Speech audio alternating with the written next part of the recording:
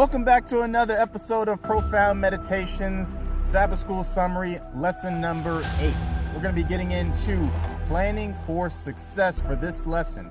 Now, the memory verse is going to, by the way, I know this is kind of random, but we're out here snowmobiling, so I'll go ahead and take the hat off, but this is actually kind of cool. This is actually really cool up here. So we're back here in New Hampshire, snowmobiling. It's been like a couple hours and I think the sun's going to go down, so we'll try to shoot this recording pretty fast. Anyway, back to the episode. Lesson number 8. We'll start out with the memory verse here, and it's Colossians chapter 3, verse 23 and 24, and it says, "And whatever you do, do it heartily as to the Lord and not to men, knowing that from the Lord you will receive the reward of the inheritance, for you serve the Lord Christ." The theme for this week's Sabbath School lesson is success, and basically the author is taking you through several steps of planning for success. I don't even know how my hair looks, by the way, so it might look kind of reckless because of the helmet. But anyways, we got 3 main points for you today, and then we'll get into the profound meditation. So point number 1 is seek God first and realize that work is a necessity. I want you to take a look at Genesis chapter 3 and verse 17 for this. The author kind of is pointing out something important here. Then to Adam he said, "Because you have listened to the voice of your wife and have eaten from the tree about which I commanded you, saying you shall not eat from it, cursed is the ground because of you. In toil you will eat of it all the days of your life." So the main idea that the author is trying to point out here is that Adam, before God actually exited him and Eve out of the garden, would have had a really good time and an easy time working. After the fall, God basically cursed the ground, and it would have been very difficult for Adam now to actually work the ground, till the ground, and actually receive a reward or crops from it or fruits and vegetables, right?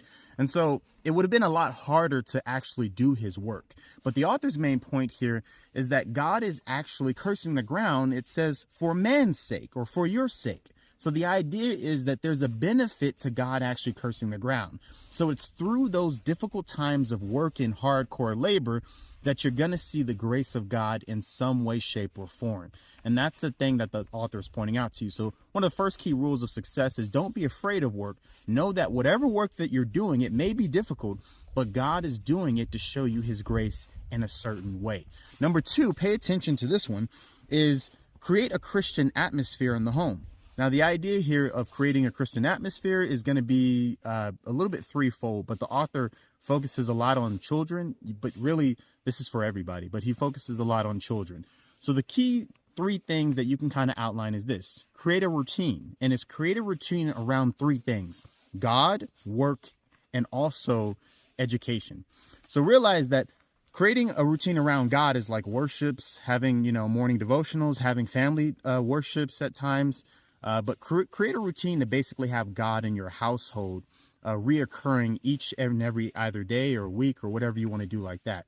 The other side of the coin is going to be create a routine for work. And this is not just like going to work and having a job, but, maybe even work around the house. Maybe you need to do some developments on the house, show children different ways of actually utilizing tools to work out in the yard or whatever it may be, or cooking classes or other stuff like that.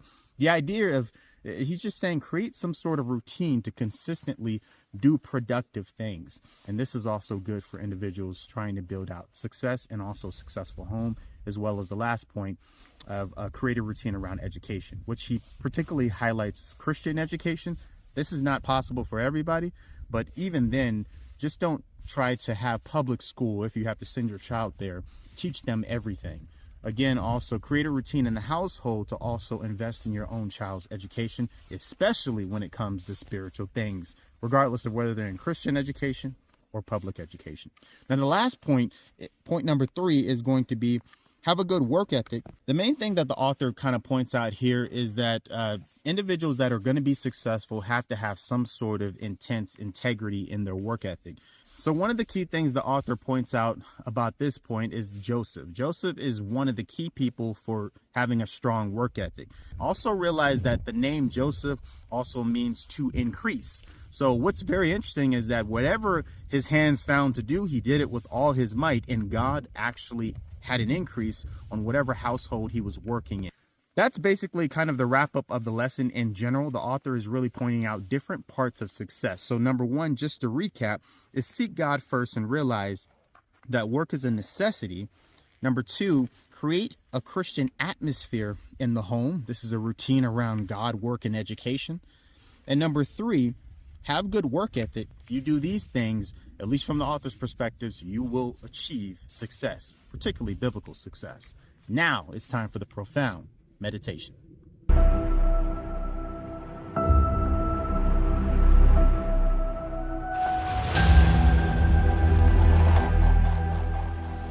Okay, so for the profound meditation, I want you to consider something very interesting. Sometimes you can actually do all the right things when it comes to success and just not have success. At least when we're talking about success, we're talking about monetary success and other stuff like that.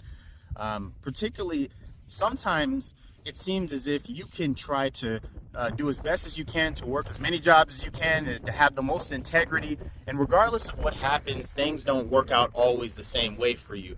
And so something I want you to see is that Joseph did not always have things work out for him. If you consider this very simply, the idea here is that Joseph was actually a hard worker, but yet he got sold into slavery by his brothers. It seemed to be that he had the most integrity, but he still went away as a slave into Egypt. He had the most integrity in Egypt, and he was doing the best he could. He didn't cut corners or do someone wrong, but things seemed to be looking up for him, and he got promoted in Potiphar's house, and all of a sudden, because of an issue with someone accusing him of something he never did, he ends up dropping back down and going to prison. And so it seems like he has these ups and downs in life, and he's doing the best things that he knows to do. So the point is, you can do the principles of success, but things still happen to you.